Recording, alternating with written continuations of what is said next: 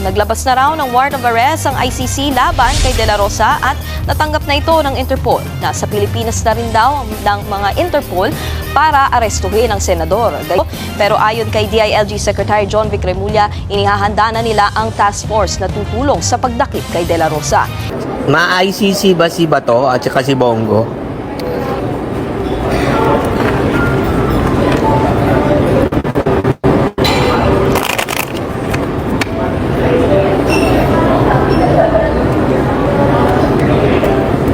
Pero alam mo nai-involve yung name nila. Parang merong mga case na isasampa rin sa kanila. Sabi kasi yung ICC hulihin eh.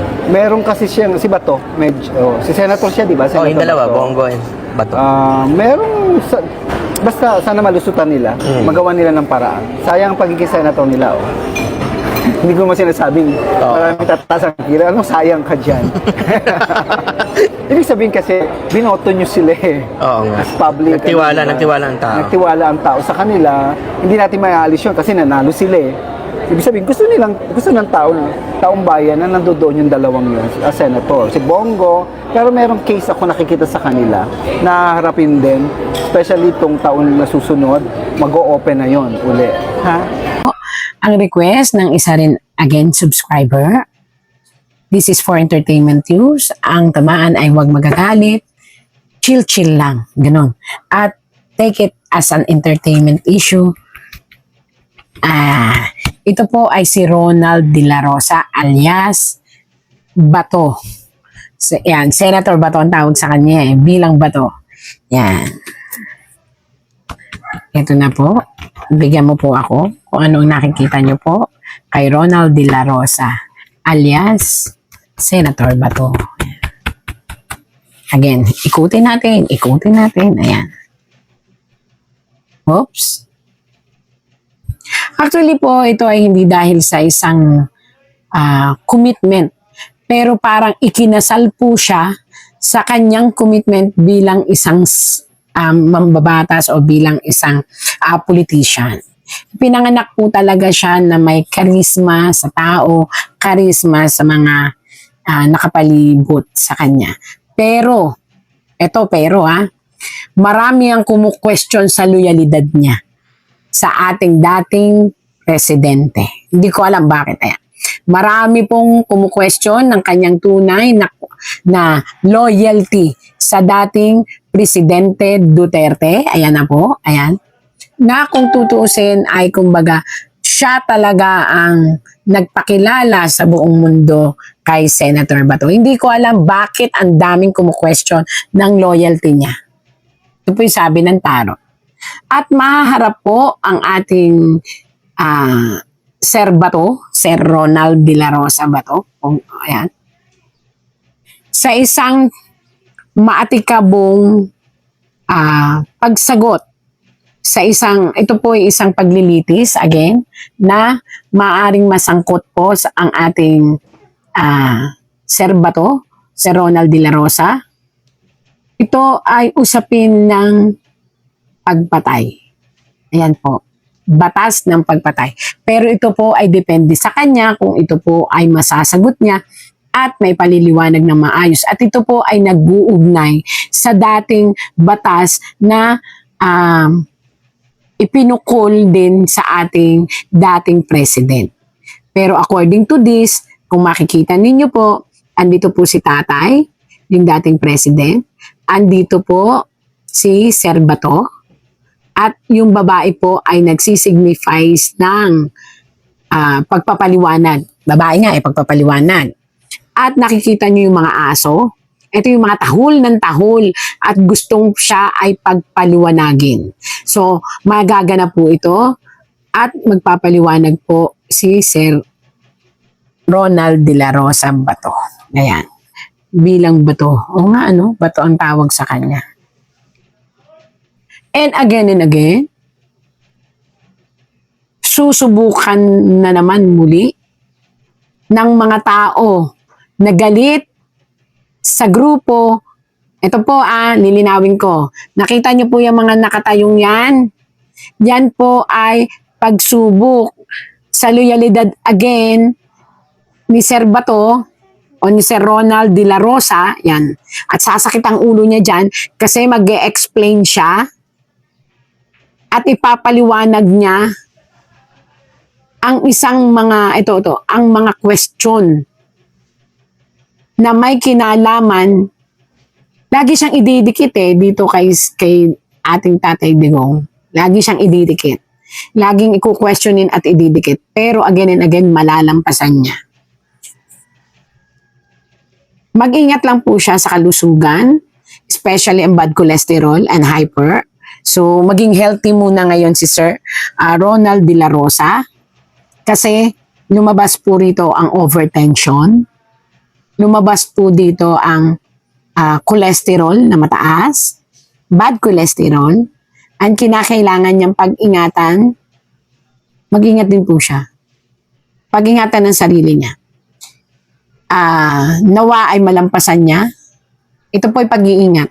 Mag-ingat po siya dahil may isang tao na nagbabalak ng hindi maganda sa buhay niya. Hindi po ito parte ng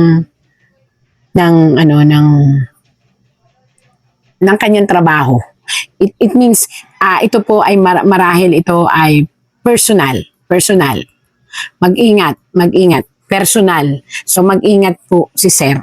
May personal na tao, personal na tao, taliwas sa kanyang trabaho. Hindi ko alam kung sino to, pero ito ay maaring tauhan na binayaran lang or tauhan na inutusan lang upang maharas ang ating senador na si Sir Bato. Medyo po ito medyo kailangan ang matinding pag-iingat. Personal po ito. And again, naku.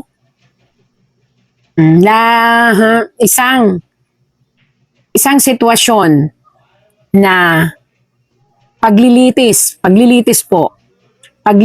upang malinis niya ang kanyang kamay at ang kanyang pangalan sa mga nakaraang sitwasyon kung saan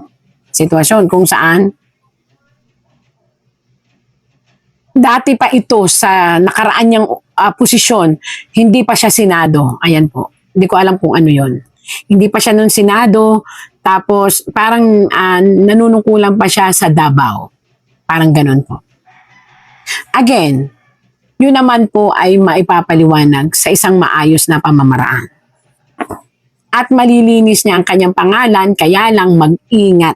Pinag-iingat po siya ng tarot. Pinag-iingat po siya sa everyday life niya, sa kanyang paglalakbay o sa paglabas-labas. Minsan, nakakatulong din po ang tarot upang makapag-ingat ang bawat individual. Yun lang po. Sa ngayon po, kinakailangan pong mag-ingat ang ating senador. And hopefully, talagang makauwi si Tatay Digong kasi ganun na lang po yung pangungulila niya at depresyon.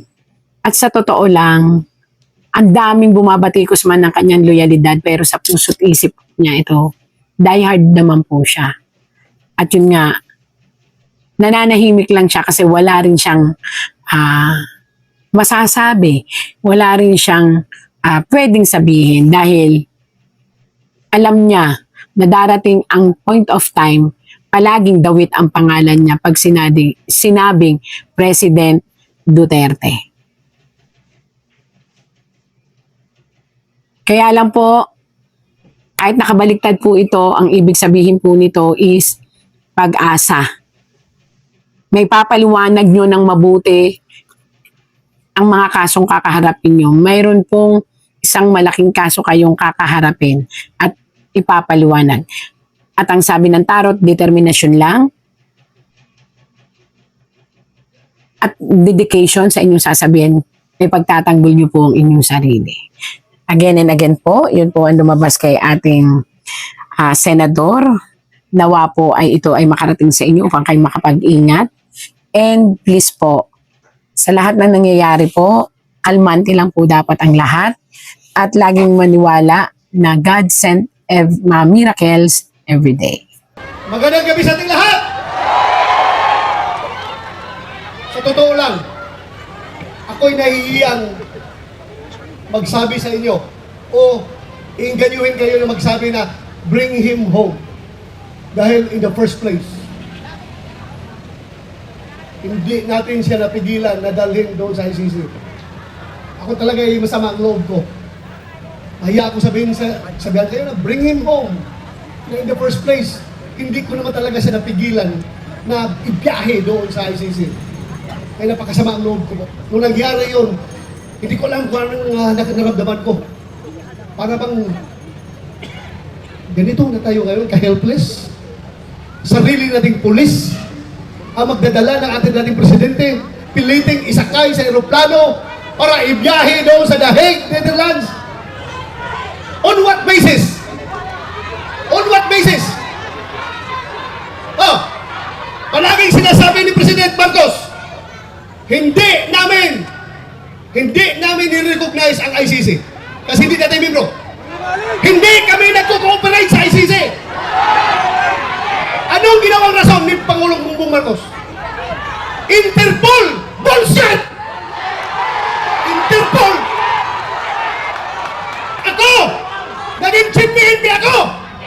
Alam ko ano ang papel ng Interpol sa mundo! Huwag niyo akong lukuhin! Commitment sa Interpol!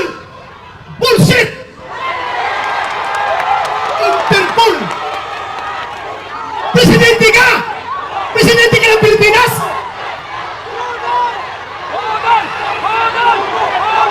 Presidente ka ng Pilipinas!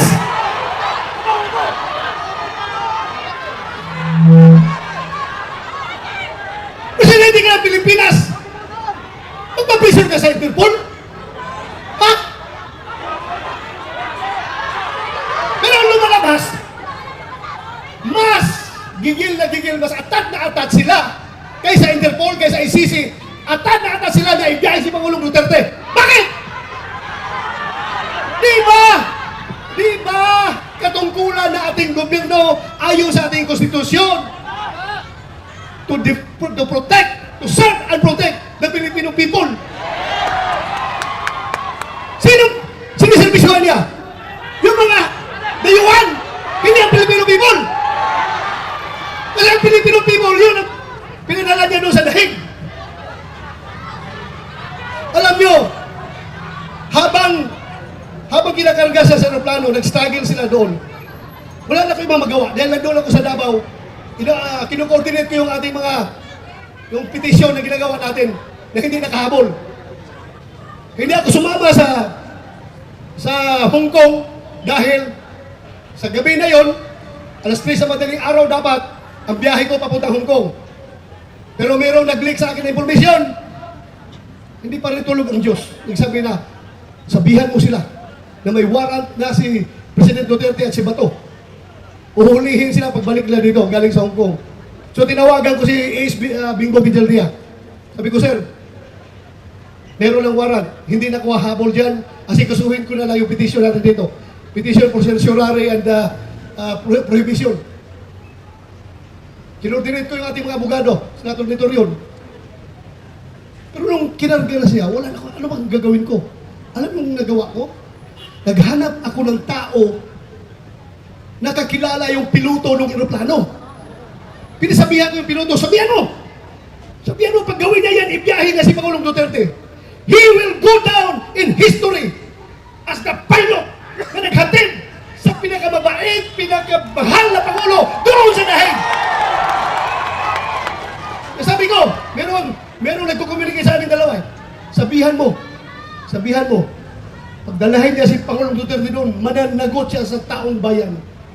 Mananagot siya.